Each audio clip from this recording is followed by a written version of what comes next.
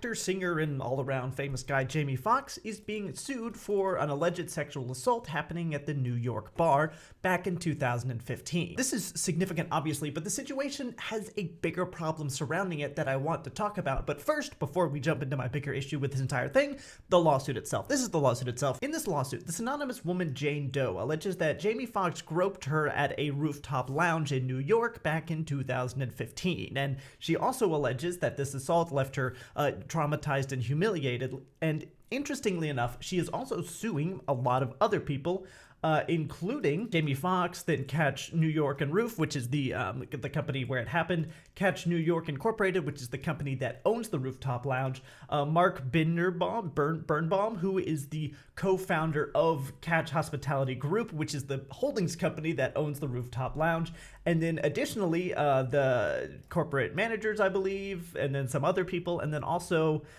John/Jane Doe's 1 through 10, who, interestingly enough, are the security guards that were there at the time.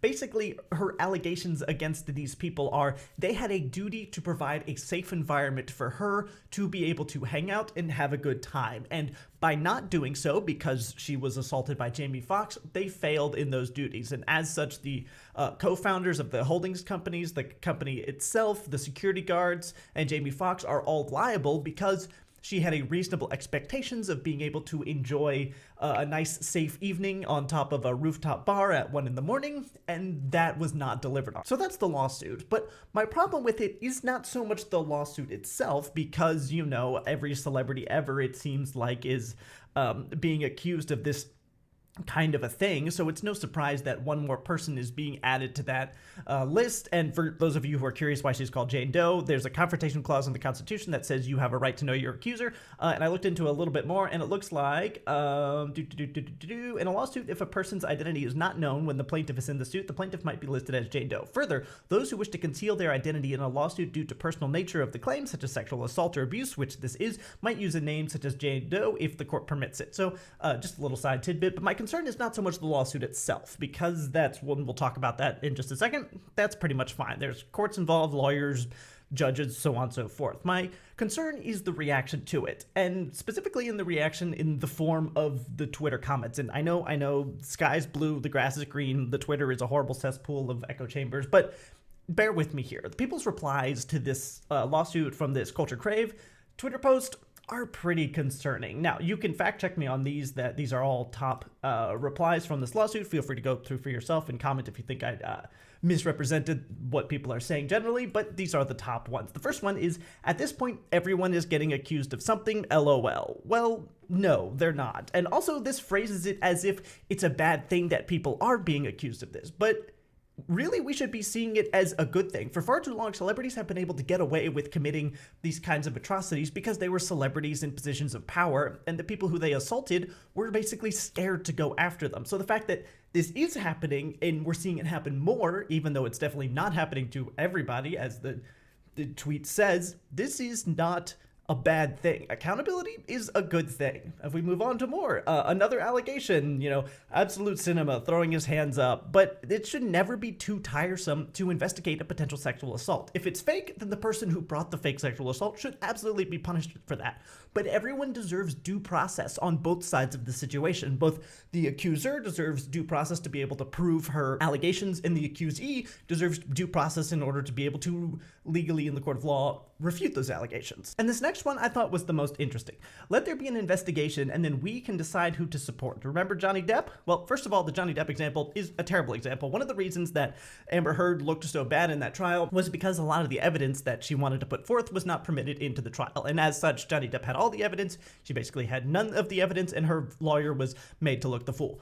If you look into it a little more, both Johnny Depp and Amber Heard were pretty terrible people in that situation. There were no good guys there. Johnny Depp just happened to come out on top. But specifically, I'm taking issue with, then we can decide who to support. We aren't supposed to decide who to support. That's the jobs of the courts and the lawyers and the judicial system. It's a weird power trip to say that it's up to us or our job to choose who we are going to side with, like it's some sort of a sports team, when we are not, and we should not be, involved in this kind of a process. This isn't just drama. This is an actual serious assault charge that's being brought against someone who may very well have committed it. I honestly don't know either way. But moving on, they get even more interesting. I feel like every male actor just gets accused of anything and everything in this day and age. But that's just me. This is said as if that's negative, which it can be. But if we've learned something in the years since the Me Too movement, it's that a lot of these male celebrities have done these things and did need to be accused of it, and they are rightfully receiving backlash and lawsuits and criminal charges for having done it. Them facing accountability is not a bad thing. But for those of you saying that it feels like it's happening more recently, that's not a bug, it's a feature, because New York recently passed this amendment called the Adult Survivors Act. And basically, the ASA amended the New York's civil practice laws and rules and allows alleged victims of sexual offenses for which the statute of limitations has lapsed to file criminal suits for a one-year period, quote, the look-back window, from November 24th, 2022 to November 24th, 2023. Basically, this means that if you were sexually assaulted by anyone under any circumstance, but the statute of limitations has passed, whatever that is, probably 3 or 5 years, I'm not completely sure, and you hadn't filed a lawsuit, then normally you would not be able to file a lawsuit or any kind of criminal charges against them. But now New York is saying for 1 year you can retroactively file these lawsuits on anything that the statute of limitations has already passed on. And so we're seeing a lot of these come out. I believe Diddy was also sued, and as you can see right now, as of filming this, it's the 23rd, which means tomorrow is the cutoff day for this, and so it makes sense that a lot of these lawsuits are coming through now. Now, I realize it sounds like I'm defending Jamie Foxx, which I'm absolutely not. He's a big celebrity with millions of fans. He does not need me to defend him, nor would I even want to defend him, because that would be a weird parasocial relationship situation to have. I'm just pointing out these tweets specifically saying that he definitely did it, even though we have no information either way, because that's the most common reply. Those aren't the only replies, however. There are some like this that say we're going to have another Jonathan Majors situation on our hands. Facepalm. Jonathan Majors, for those who don't know, was the actor who played Kang in the Ant-Man Quantumania or something. It was a terrible movie. I didn't end up watching it, but he had a huge amount of assault charges brought against him, I think maybe by his ex-wife or his girlfriend or something like that. But as a result of that, he's been removed from his position as Kang, even though that was supposed to be the next big bad guy.